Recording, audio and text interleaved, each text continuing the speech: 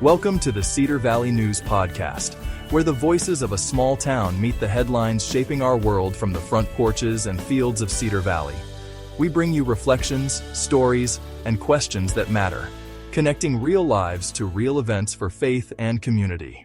Walk hand in hand with today's headlines. This is a Cedar Valley News, sponsored by Readers and Writers Book Club. Greetings. This is Teresa Nikas, and I'll be your host for today's Quiet Echo, the courage to sail beyond the map. Today is Columbus Day, and while the nation debates what to call it, here in Cedar Valley, we choose to remember what it truly means. Christopher Columbus set sail into waters no one dared cross, not because he knew what waited, but because he believed God had called him to go.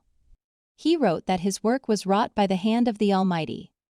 Those words still stand as a rebuke to fear and a tribute to faith. He was a man of conviction, not perfection. He lived in a time of kingdoms and crowns, yet he knelt before a higher power. Columbus's courage opened the world to new beginnings, not of empire, but of possibility. And for that, he deserves a day remembered by name and by purpose. In our homes, we should tell this story. Around dinner tables, we should remind our children what faith can do when it is met with courage.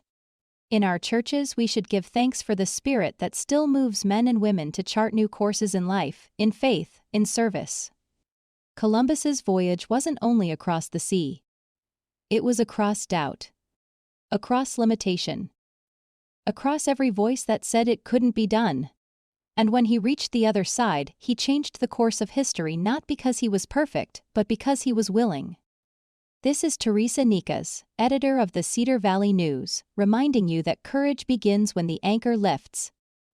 Quiet Echo, a Cedar Valley News podcast, guiding listeners through today's headlines with faith, family, responsibility, and common sense. Join us tomorrow. You'll feel right at home.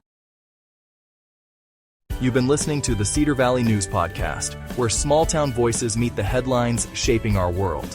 From faith and family to front porches and fields. We'll be back with more stories connecting real lives to real events. Until next time, keep your porch light on, your faith strong, and your heart open. This is Cedar Valley News, sponsored by Readers and Writers Book Club.